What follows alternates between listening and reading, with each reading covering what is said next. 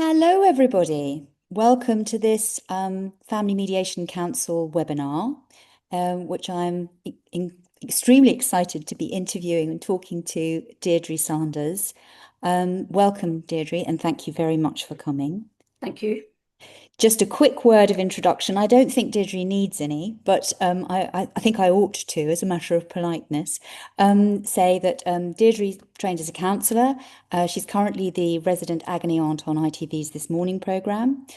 She's been a household name, though, for, well, a very long time. Having edited the daily Dear Deirdre problem page in The Sun from 1980 to 2020. And you answered every reader's question personally, I understand, you and your team.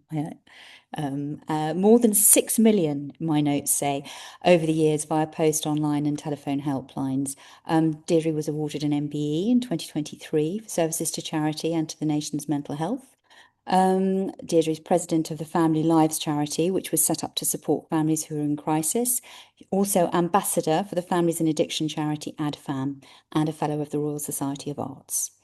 And some time ago, when Deirdre and I were talking about this on Friday, Deirdre helped found Kids in the Middle, which certainly some of the mediators in the audience will remember, as a rather wonderful charity, coalition of charities, which was designed to give children a space in which to speak and to talk about their experiences. So once again, welcome, Deirdre. Thank you. And I'm going to start off with a very big question, a couple of, in fact, I've got a couple of broad questions, and then we'll move into some more specific things. But it would be just lovely to hear your take on all of this. Um, as I've just described, you've spent most of your life helping families with relationship issues. What special insight does that give you into family separation in particular? I think one of the most important things is how parents handle separating is probably just the most vital, important thing they're ever going to do for their children. It is so vital. And I really feel for parents who are going through that because just at a time when they're at their lowest ebb, they may have had terrible relationship problems, they're feeling absolutely emotionally battered and bruised. And at that time, their children need them to be strong, courageous, strategic, keep their cool, put the children first at all times.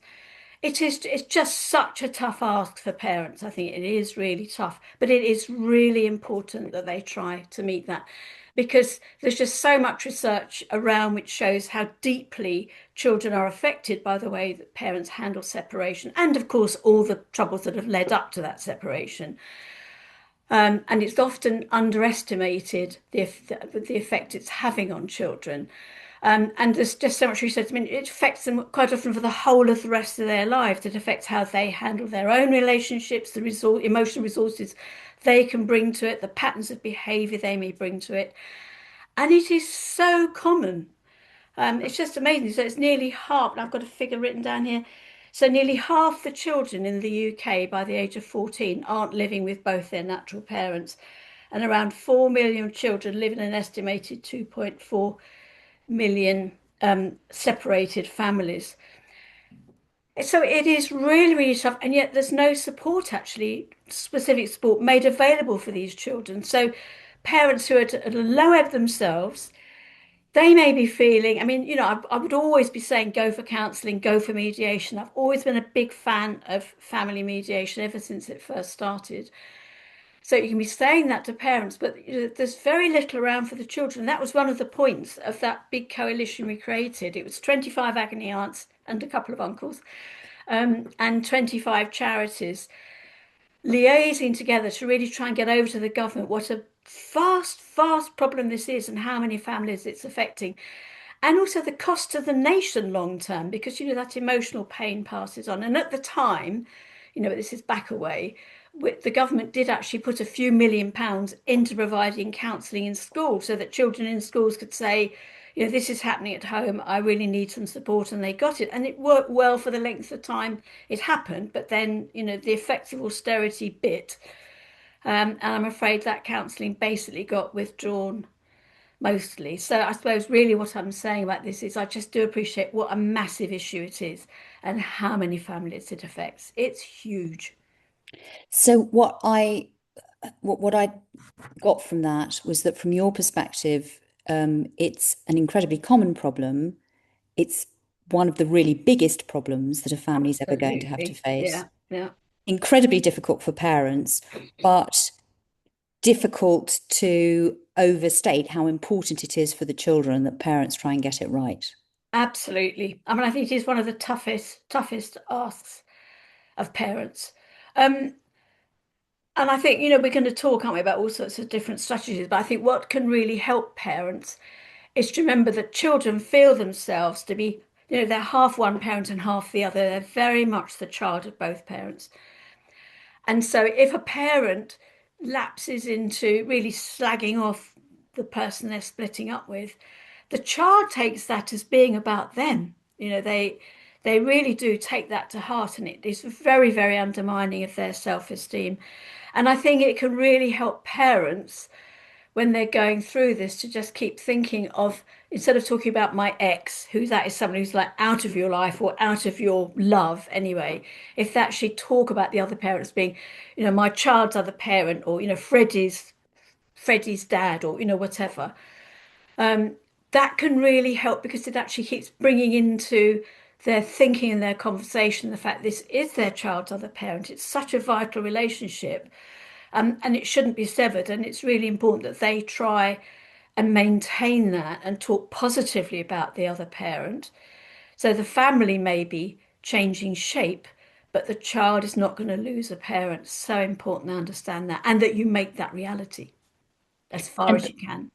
so that's really wonderful advice for separating parents, that they've got to try to, I suppose, shift from being the other person's ex-partner, about which they might have all sorts of negative feelings, to being the other person's co-parent, the, Yeah. the, the person that they need to work together with for the child. Is there anything else that seems to you like good advice for somebody who's going through family separation? Well, that is that is It's a big one. so that's a huge question. Um, Let me just think about this. So I think one thing is to reassure the child. I mean, I have got some notes clearly because this is a massive issue. An important thing is to really make sure the child understands it's not their fault. Because sometimes it's amazing. Our parents often don't realize this is even going on in the child's thinking, but they can be thinking, "Oh, if only I hadn't been so naughty, Daddy would have stayed." Or if only I'd been more lovable, Mummy wouldn't have been so cross. It's really important. You've got to spell it. The children may not vocalize that, but it's really important that you keep saying to them, none of this is your fault. This is, it's between the grown-ups. It's a grown-up problem. We're making grown-up decisions about what to do about it, but none of this is your fault. I think that is absolutely vital. And I think talking about the decision to split as being a joint decision, even if inside yourself, you are just devastated because actually your children's other parent has had an affair, which has proved to be a relationship ending affair. You're hurt, you're devastated, you're furious, you're all sorts of things about it. It's still really important to see the children's interests as being that you try to maintain a loving family. It may not be, it is really a unit still from the child's point of view, even though you may be in two homes, this is still a family. And it's really important to keep reassuring them about that and saying, mummy still loves you, daddy still loves you, we're still here for you. And, really, really get that over. But I think another thing is it's very important to deal with children's practical issues. Often children are worrying about things that hasn't occurred to they'll worry about. You're dealing with all these massive things about, what's going to happen about the house, are you going to have a home? Where are you going to live? You're going to have to rent somewhere, all sorts of massive things like that. Your child may be worrying about where the cat's going to live, that's terribly important to them, or who's going to take them to football, or how are they going to get to swimming, or are they still going to see Miranda, who's their best friend. And it's really important to ask the children open-ended questions so that they get a chance to talk about what's actually bothering them. And you can say, so, this is our plan. Now, what more would you like to know about it? What questions have you got? And I think sometimes it's quite hard for anxious parents. It's just to have a bit of silence there, give the children a space in which to speak. So something that's very close to my heart, you've touched on there, which is about giving children a space to speak. And I think lots of parents feel particularly anxious about that at a time when they're struggling to hear anybody's messages. So very much as you were saying at the beginning, that's a really big ask. But in your experience, is that something that all children need, or is there I mean, obviously there is a lower age at which you can't give children that chance, but is it important generally? Oh, absolutely. I think all children, and a surprisingly young age can actually voice Yes.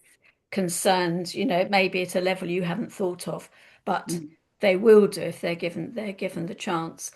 And I think you really have to be a bit cautious around the children who seem as if they're coping, the ones who go very sort of quiet and good.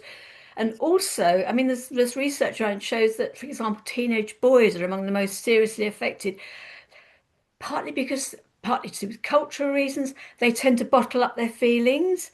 It doesn't come naturally to them to say, "Oh, I'm brokenhearted about this," brokenhearted about this.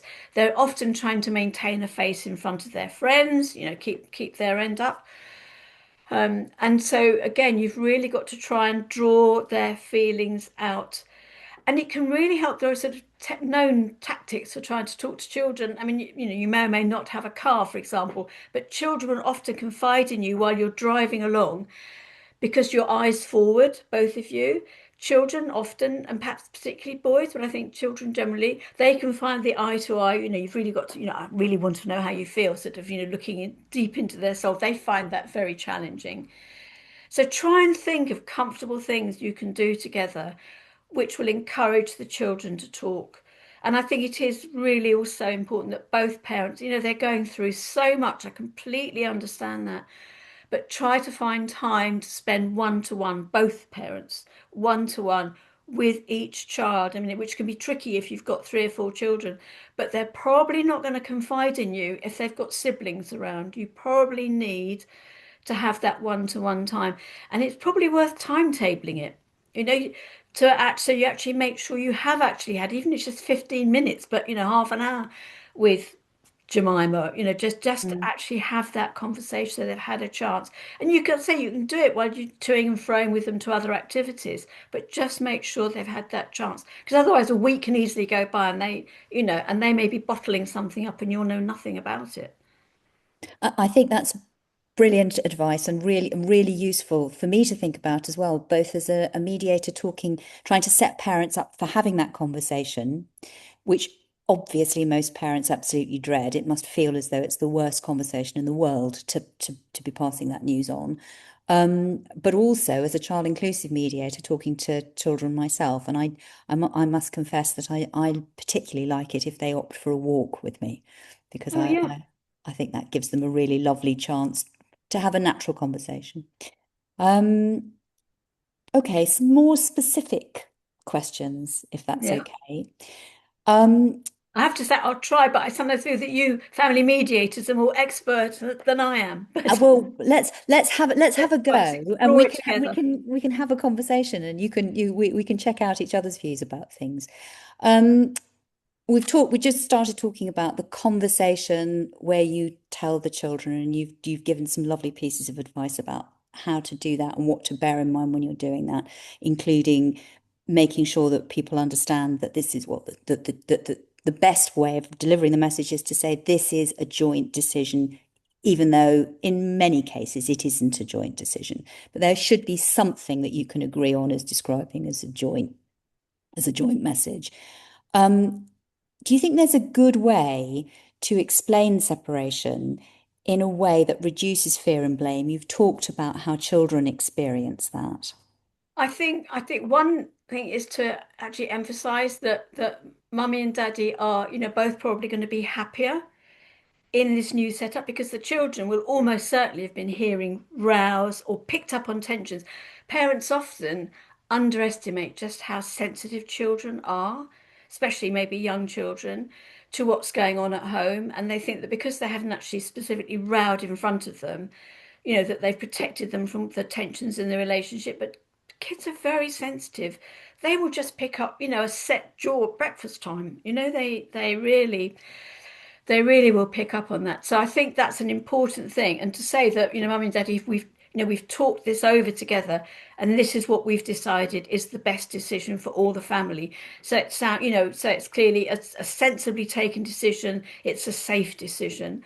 But I think also, and I'd want to say around this point, I think it's really important for the parents to try and get support themselves. Now, obviously, I would always suggest if they're at the stage of negotiating to go for family mediation, but also to think about whether you've got friends and family that you can spill all your feelings out to. And my point about bringing this up is it's really damaging for children if they get used as the parent's confidant, which can easily, if you've got a, really understanding, lovely teenage daughter who, and there she is, and it's just so tempting to pour it all out, about what's happened. And that is really damaging for her. It's not what she should hear about her parents. So, do think about family and friends you can trust, but not the ones who are then going to wind you up. Say, she should have all this. That's just, she. So I think that's really important. And then also do think about counselling, even if you go by yourself. I know people think of counselling as being something that two people have to go together to save, in quotes, the relationship. But often it's really helpful to go by yourself. And you learn more about yourself emotionally. You learn more about what happened in the relationship. You get better insight. And that will also then help you make better use of family mediation as well, because you'll have better insight into the triggers that were going on probably between you and your former partner and how you can best resolve them. So I think that's a big thing I'd say is you want to create a feeling of safety around this decision for the children, but not be emotionally needy with them. So, big message, things are going to be better after this. This is a pathway to better. This is a positive step. Yeah. Yeah, and I think talk about your former partner positively as well. I mean, I think sometimes, they may have been a rotten partner, or you certainly at that time are thinking they're a rotten partner, but maybe they're an okay mum or dad. Yeah. And that's really important for your child. And you want to build on that positive aspect for your child's sake. And when you're actually talking to your former partner, try and find ways to be positive to them, because if you can build up their self-esteem as a parent, even though it may you grit your teeth to have to do it, if you can build up their self-esteem as a parent, they are more likely to behave as a good parent. Yes. So, positive all round, again, at a time when it's incredibly difficult to be positive. Really hard, which is why it's so important to have somewhere else or someone else where you can go and Yeah. shout and scream and punch pillows and complain about everything. It's Yes. so tough. Yes. And as you said, really good to have family support. It's a question that many mediators, most mediators, I think, will ask in the initial meeting is what kinds of levels of support have you got? But that is also a little bit in order to find out if those levels of support are really helping.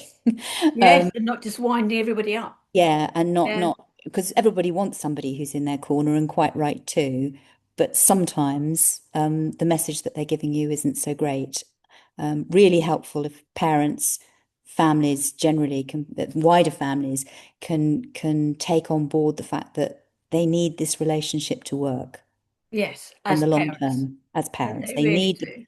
They need Yeah. the parental relationship to Which work. is why the professional expertise of family mediators and or counselors is so important, because they bring that outside experience view to it. Mm. Um, Another question that I had for you is, which you've sort of touched on, but I think it would be really interesting to talk about it a bit more. Obviously, each child is individual, each child will experience this separation as their own unique experience. But are there any common responses? You've mentioned going all quiet and good. Some of Uh, them go quiet and good. Some of them, and the complete contrary, worked out Mm, appallingly all sorts of behavioural problems that, up to that point, the child had seemed to avoid, or teenager had seemed to avoid, and suddenly, they're not coming home reliably. You're worried they're experimenting with drink and drugs. A younger child may just start having complete tantrums, meltdowns at school. And one point I bring in here is it's really important if you're having a relationship breakup, or maybe even if you're just having, relationship troubles, is do share that with the school. Makes a mm, massive difference, the sort of reaction that teachers are going to have if they know this child is coping with difficulties at home. There's a lot of tension at home, and maybe things like that the parents have actually separated, so the child has now got two homes. That can explain why they've not managed to get the right books into school or have forgotten their gym kit or whatever it is. And they'll get a much more sort of sympathetic reception from the teacher. So it's important to share it with the school. Um, and I think some children withdraw. So they're, children who before seemed to have a decent circle of friends, they just withdraw to their room. And you can really worry about that. And these days, I would also be particularly conscious of how much they're on their phones.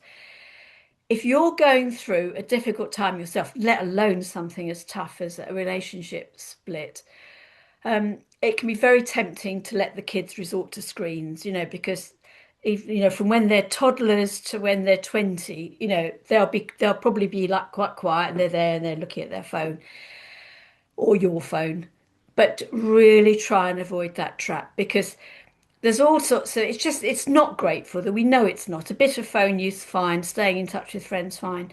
But if they just disappear off into WhatsApp groups and TikTok and stuff like that, we know all this scrolling is not good for them. It's bad for their focus and concentration. So and again, it takes tremendous self-discipline from the parents to try and think, no, I'm not going to let them just spend all their time on the phone. But, you have to try. And again, that's something you need to agree with your child's other parent, because, they may be just letting them do what they like, and that is not good. You need to agree rules over so many things like this together. And again, which is why family mediation will help. And I would also say get things written down. I think it really can help parents if they've actually, they have got a list, partly because it refreshes their memory and thinking, what did we say we are going to do about how, was it 10 minutes they could have or was it 20? It can help for that sort of thing. But also it really firms up the commitment between the parents that these are the things they're going to stick to. These are the timings, this is the behavioral rules. These are the sort of, what do you, these are the punishments. What are you going to do? How are you going to handle if the child acts out? You need to agree that, smacking is not happening in this family. And some people agree with the naughty step, some people hate the naughty step. You need to have agreement over this. mm. And obviously that I think I think it's a big task, that bit about trying to work together when you might have very different ideas about what Yeah. is good and what is bad. In my experience, I don't know, it'd be interesting to know what you think. Children are actually quite good at understanding that there are slightly different rules in different places, just like Yep. school and home. What they're not good at is if they feel that those rules in those two houses are being challenged by, so if one parent is challenging the rules in the other parent's home, that can be very disruptive for children. Yes, I absolutely agree. And I think it's a discussion you need to have. It's a bit similar, as a grandma, it's a bit similar to discussion I had with my daughter. She's saying, we don't allow them to have chocolate. If you want to give them a piece of chocolate, you give them a piece of chocolate. That's fine. And I think similarly, so that it's important not to go on sort of emotional and information fishing expeditions with your children, so that when they come back from the other parents, they go, did you do this? And did they do that? And did she let you do this? And did she let you do that? So I think it's really quite important that you agree sort of ground rules between you. But then you're quite right. I think children are very tolerant of differences, because often in all our families we have different in-laws, and children know quite often there's different rules with different grannies, and they can cope with that. But it is important that you don't exactly undermine the other parents' rules unless you're seriously worried about them. And I think you can get into some really quite tricky areas, because it's one thing, like maybe in one home, everybody is up dressed and they've cleaned their teeth and they're ready to go by 9 o'clock. In another home, everyone lounges around in their pajamas till midday, and that's absolutely fine. That's not damaging for the children. They will pick up the sort of behavior that feels most comfortable for them, thinking about in later life. And for the time being, they'll probably happily just roll along with whatever goes on in that home. But if you get into things that you actually really worry might be damaging, it could be to do with in one home, they're doing nothing but eating chocolate and crisps. They're never having any proper meals. And that's not good for their health. It isn't good. But try to talk to your former partner in a positive way about it, because it could be they've never prepared regular meals before. Don't just march in assuming that they just need criticism and they just can't be bothered. They may lack confidence in cooking. They may not really understand much about nutrition, in which case you can look up guidelines on things like the NHS website for get some proper guidelines. There are good books around on cooking for food. There's good information online about cooking for babies and children. Get that sort of organized so you can then say, this is the information to help you. Um, because I do understand how difficult it is cooking regular meals. I mean, well, every parent, every mum I know certainly knows the demands of regularly producing healthy, nutritious meals, is quite a grind. So And show there's sympathy. and there's that big difference between saying you're doing it wrong and I've got some ideas to help improve things. Or how to make it easier for you. Yeah, just Because just people, just that yeah, balance between you're getting it wrong and I get it right. yeah, And here's some ideas that might make things better. yeah, yeah, absolutely. No, I think it makes a big Um, difference. and you've talked that you've again you've there are so many brilliant ideas sort of fizzing around in the discussion. But you have mentioned a few strategies. Have you got anything that we haven't yet talked about that you would And just recommend? there's one thing I just want to bring in that's actually an extension of that last thing, is sometimes, and I have known this happen, the things are happening in the other parent's home which are actually safe, raise safeguarding issues. Like Yes. I knew a family where an 11-year-old was being allowed to watch online porn regularly. And I think if you've got something going on where you're really concerned about, is this actually dangerous and damaging? I mean, if it's physical, I mean, you call the police. But if it's an other sort of issue, I mean, my advice, I think, would be to initially talk it over. If you're not seeing a family mediator, would be to talk it over with, say, the NSPCC, a Mm. charity like that, or Family Lives, because you can actually talk about, where are the boundaries here? Is this actually, am I right in thinking this is damaging, or is it acceptable? You can talk about it. Both the NSPCC and Family Lives have got helplines that are open 7 days a week. So you can really talk to someone there who knows. I think that's tremendously reassuring and then helps you tackle the issue in a much calmer frame of mind. And I think the certainly I have experience of directing clients towards the NSPCC helpline, and I think it can be absolutely brilliant. Yeah, And it's of course something that if somebody raises something like that in a mediation, we have a duty to report it or to ensure that it is reported if there is something that is urgent and critical and needs action taken. sure. Absolutely. And I think as a parent, I mean, it can just feel really hard, if Yeah, particularly if you've got a partner, a former partner you're nervous of, yeah. to actually have to tackle this. But that's why I think initially talking to one of the charities is just really helpful because it gives you it calms you and gives you more confidence. And so there's a continuum that you've been talking about of these kinds of issues that might come up in the other person's home. And at one end, you've got, well, let's try and work out what does and doesn't matter. And I will often talk to clients about them having to decide what are the issues where they think they need to decide things together Yeah. and which are the issues where they think, well, that's actually just for that person in that home, like granny giving, as a fellow granny, yes, absolutely, granny being allowed to give chocolate when necessary, or having a slightly different rule about phone use, dare I say Yes. it. Yes. Um, so there's those ones, and then when you've got that, you can then say, well, these are the bigger things. These are the things like there will be no smacking. Everybody's clear about that. Everybody's clear about these various other points. And then there's the things which are just too big for the family itself to deal with on their own, perhaps. It's big safeguarding issues. Mm. And those have got to go somewhere else. Um, Okay, so that's all really helpful. Is there anything else that you can think of to The help? other issue I realise we haven't touched on is when either both the parents or one of the parents is actually getting together with somebody else, Yeah. particularly somebody else who has children.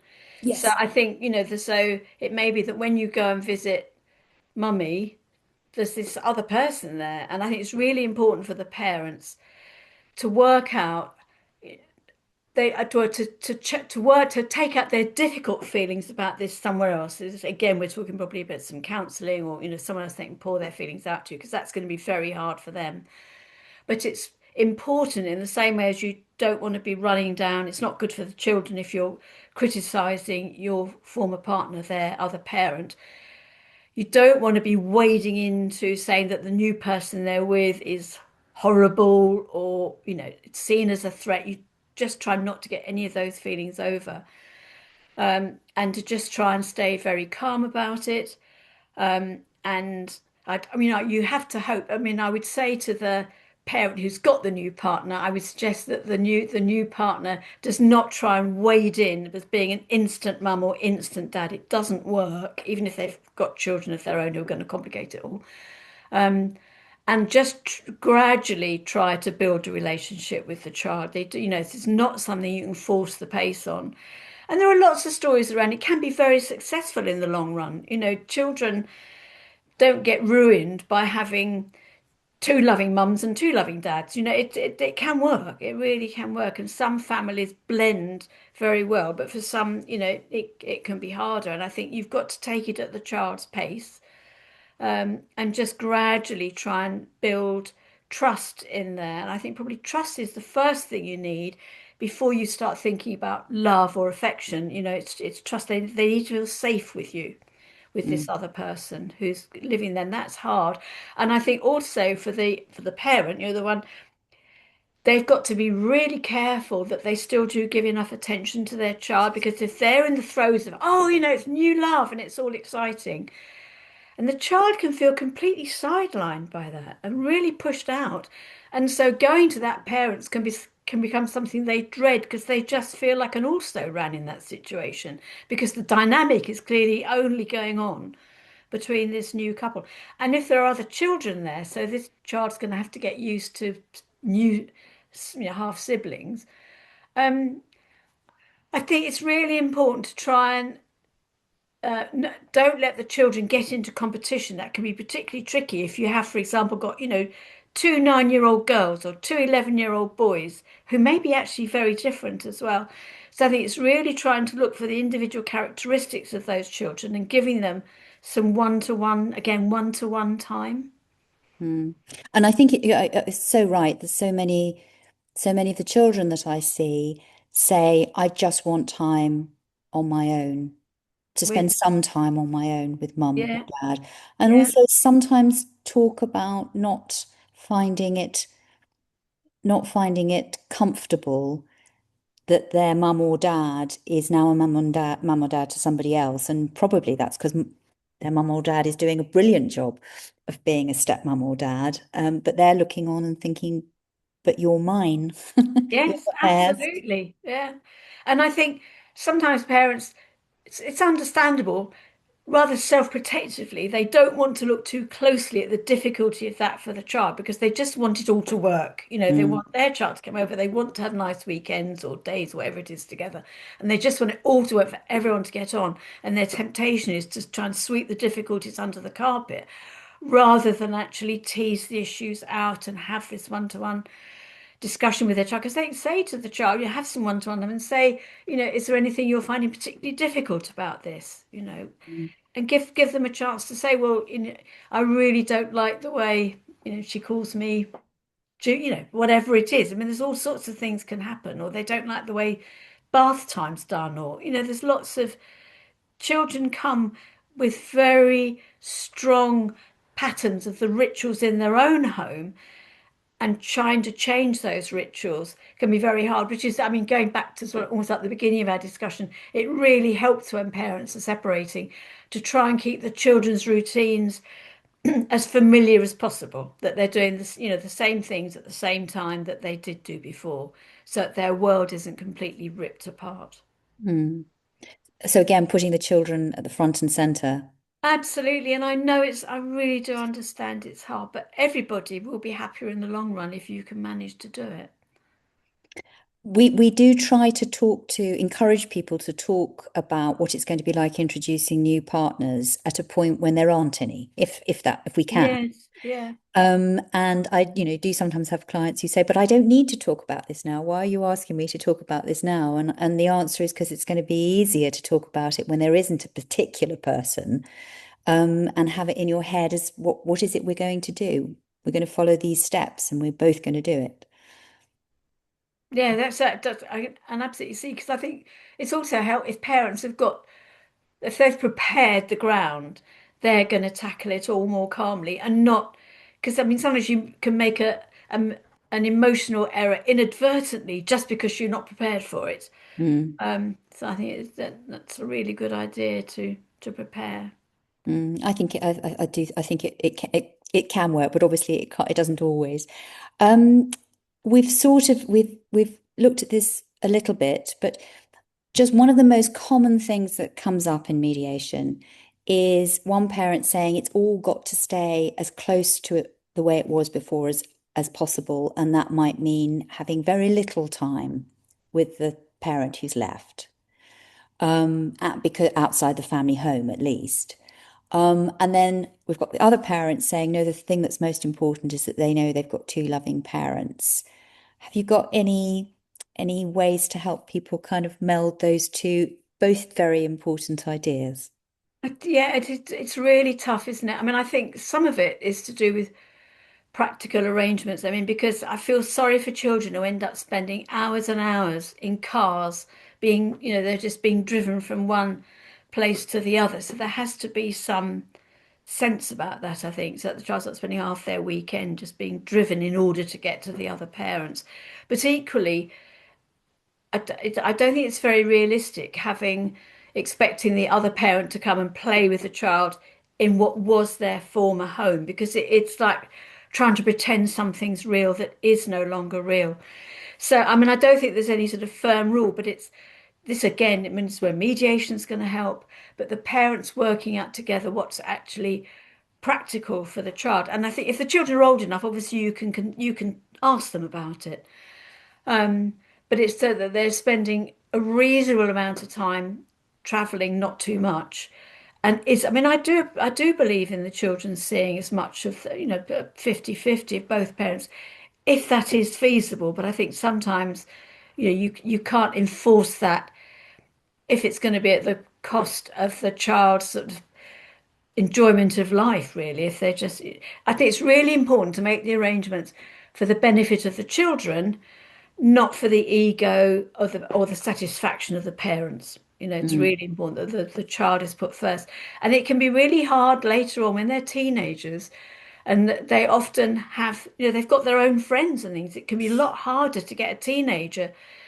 They don't want to go, to somewhere else for the weekend because all their mates are here and this is where they want to be. So again, I think you have to negotiate it quite carefully with a teenager. And sometimes it makes sense to have like a longer spell away and maybe turn it into a proper holiday or something, particularly with teenagers, rather than have them toing and froing, and trying to get trains and, trail to and fro to be in somewhere they don't want to be. And certainly if they have come to you, then you've got to give them the time. I mean, because I do know of people, they're now adults, but they're made to go to a parent who then didn't really spend any time with them for the sake of saying they were there. And it's an impoverishing experience, not an enriching one, sadly. And that's one of the things. There's some wonderful research talking in particular to young adults who had had this experience as children. Mm. And that's one of the main responses was we really, really didn't want to just be there for the sake of being there. If you were with it, if we were going to stay with you, we wanted your time. It's hard. Yes, and attention, and yes, having something positive coming out of it. Well, and just to feel that, as you say, attention, to feel that attention. It's like sunshine attention, Yeah, and it's people it. blossom when they get Yeah, it. yeah.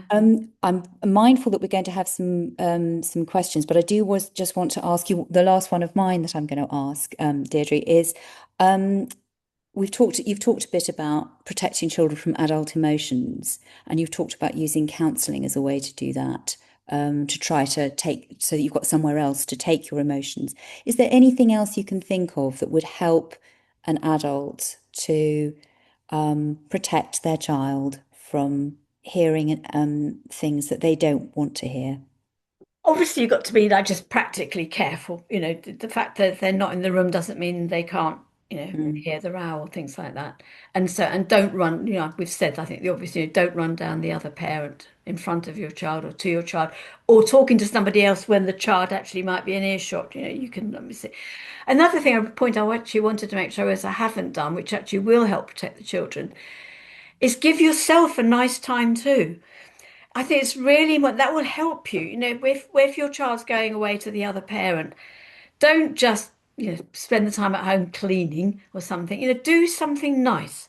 Have a treat so that you have, because you'll give off a positive vibe then. If you know that when they go to the other parent, you're going to go and do something nice, see a friend, go to the cinema, whatever it is, you'll give off a much better feel about it. And that again will help protect your child from the all the despair you're feeling, because I do actually understand how real it is.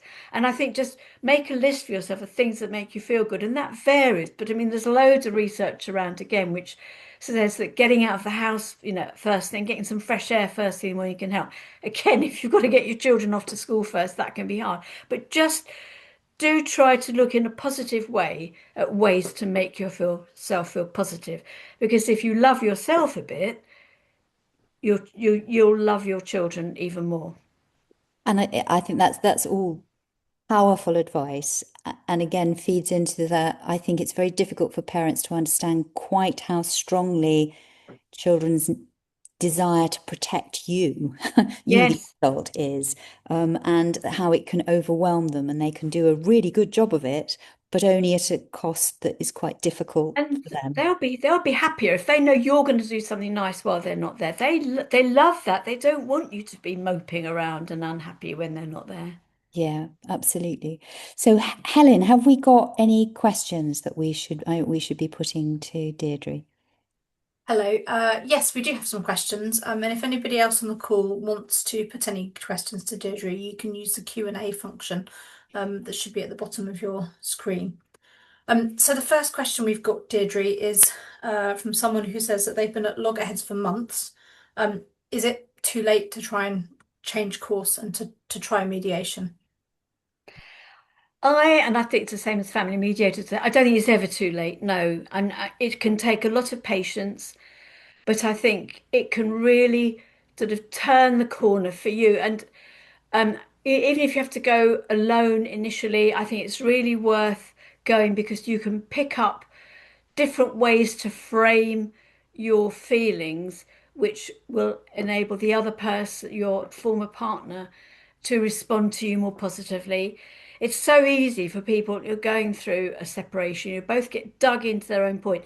One of the points I haven't made, which I get all the time, is people say, but the thing is, she just won't compromise, or he just won't compromise. And what they mean by compromise is they won't do what I want them to do.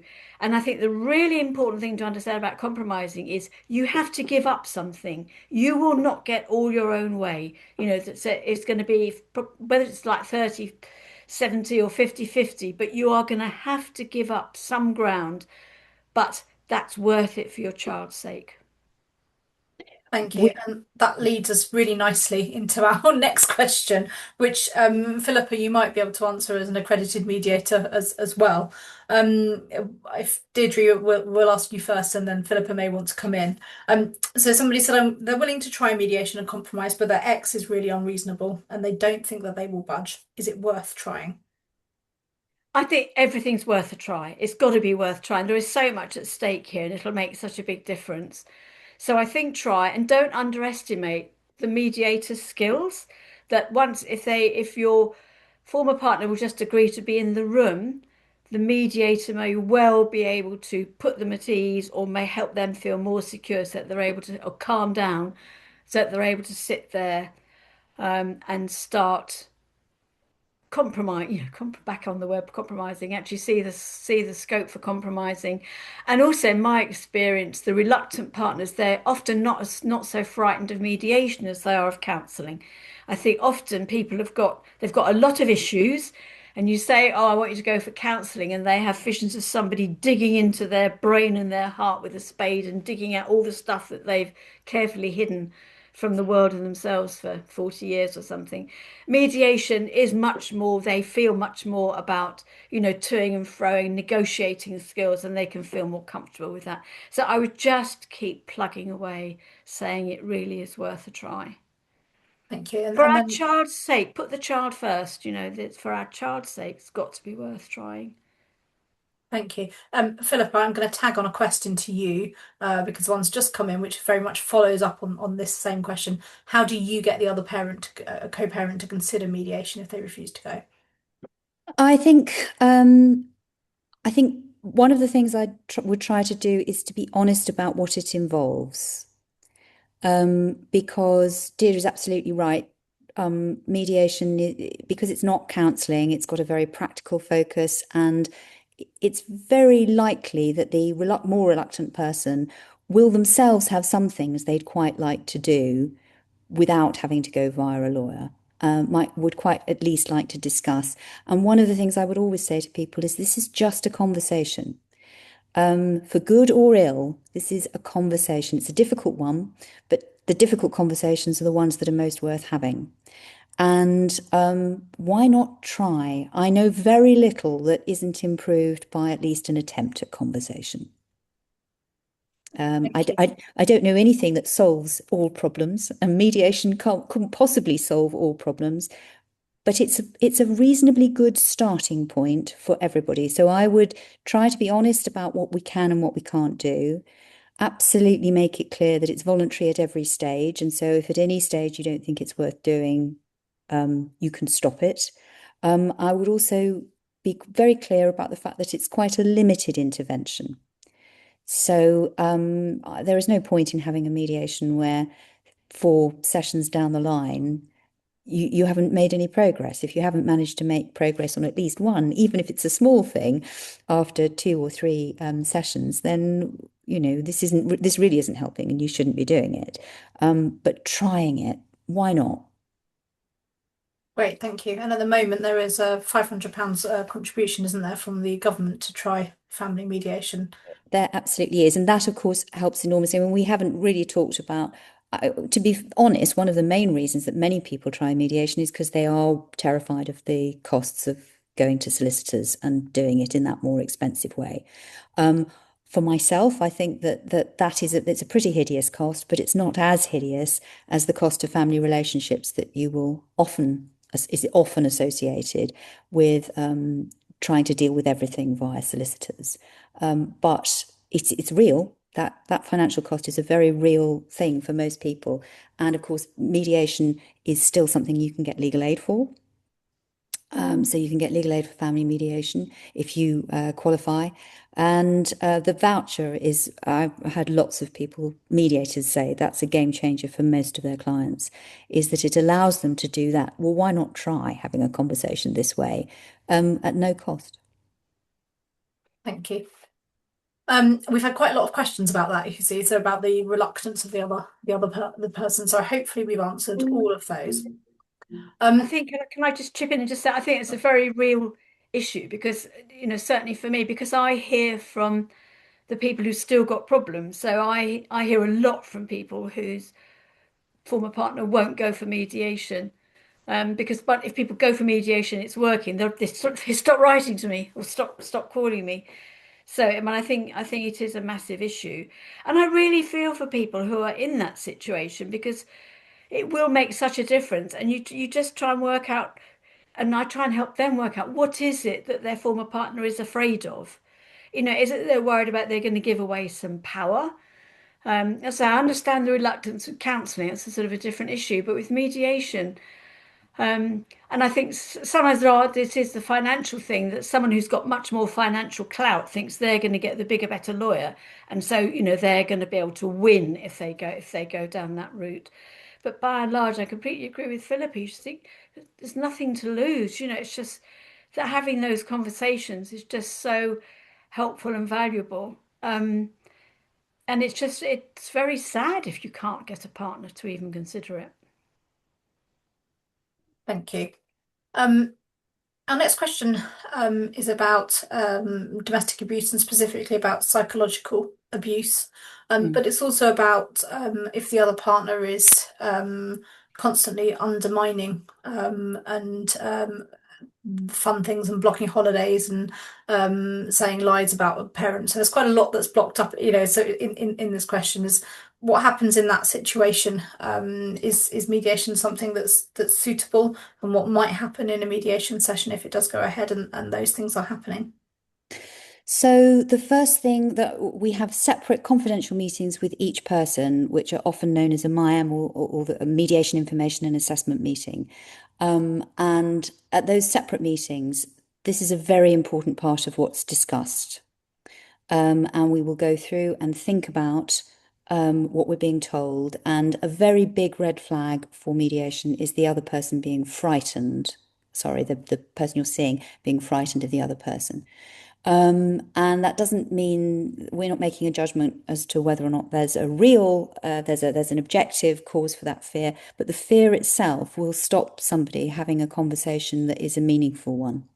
I hope that makes sense. I don't know, Deirdre, if that makes sense to you, that Yes, idea no, that, I yeah. understand. I think these are very, very difficult situations, aren't they? They are hugely difficult. And one of the things that I would be very keen on doing, and I'm pleased to say that I think there is some recognition of this from the domestic abuse world, is that sometimes it is possible to craft something that protects both people having that conversation sufficiently to go ahead, even if there are some red flags. I think that biggest red flag is that fear. And if you've got fear, it's very difficult to overcome that. But if there are other issues like a sense that you're being undermined, other problems, it is possible sometimes to organise a mediation that will work with that. So that might be a mediation in separate spaces. When I started mediating, that was really only for very extreme cases. It's now relatively common, I think partly because online mediation means that it's more possible. There's also the possibility of having supported mediation. So I'm a big advocate for supported mediation in lots of different contexts. That might be your lawyers, it might be a domestic abuse advisor, it might be having family members for both people who can provide support. It's always got to be agreed by both people, but there are some ways that you can set some boundaries to make the conversation a more meaningful one and a safe one, because that's a priority for every mediator, that every family mediation should be as safe as it's possible to make it. I believe that it's worth trying those things, but it's only worth trying them if it's going to be possible to exchange ideas in an equal way in which both people can challenge an idea that has come up or suggest an idea themselves without fear. Thank you. Um, The next question is about the sort of longer term effects of separation. So, when children become adults, and if one relationship with one parent is particularly difficult, and the question is specifically is how should somebody handle a situation with adult children who won't talk to them and they're being given untrue information by the other parent? So in this situation, what might you advise, Deirdre? Um, I think it's really hard. So you're saying that the adult children being told untrue things about one of their parents and or one of Yeah, the parents. that's what the question is. Yeah, Right. Um, so we're talking about a parent who wants to be in touch with the adult children. yeah. Yeah, okay. I think you just persistence is one thing I would say is to try and get in touch with them and say how much you love them and how much you miss them, and really do want to have contact. And ask if they need reassuring about anything. because we're a bit in the dark here about what actually could, is the problem. But it's the sort of thing I do. I mean, I've been called about it this morning, and I really feel for them, and I think it can be very heartbreaking. But I think also a parent in this situation, they do need to be very honest with themselves. Um, if actually there are reasons, if they are seriously honest with themselves, why the children might have bad memories of their childhood, or that they maybe and if they look back honestly, they weren't the most loving, attentive, caring parent. Say sorry. I think being honest about how you got things wrong in the past. And sometimes that's what adult children need is an apology, an acknowledgement for the feelings that they had back then. But if you're really completely mystified as to why your children might be cutting off contact with you, I would just be persistent saying you love them. You don't say you don't really understand, but you just you're open to hearing what their bad feelings might be, and just want to be back in touch again. Um, Thank you. And Philippa, just to come from a mediator's perspective, are there cases that you can mediate in which children are adults? Because obviously there's not cases you can go to court, but if there are different perspectives coming from different parents. I've absolutely done that. I've done mediations involving parents and adult children.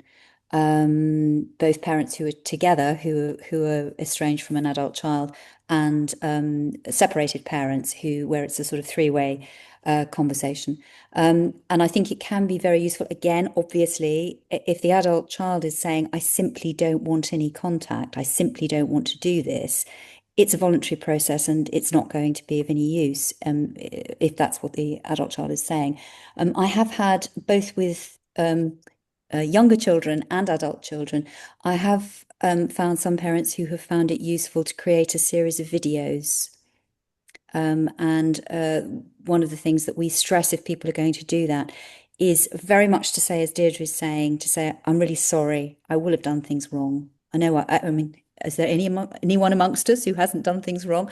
I will have done things wrong, and I'd really like the chance to talk to you about it and to understand your perspective better." That's a brilliant message, as is the message, and I just want to share with you some bits of my life. What's not so great is to say, "I need to see you and you are ruining my life because I'm not seeing you." That's not helpful. That's a form of emotional blackmail and is just going to make things worse. But if you can keep persistently saying, "I'm here, I love you, I'd love to be in touch again."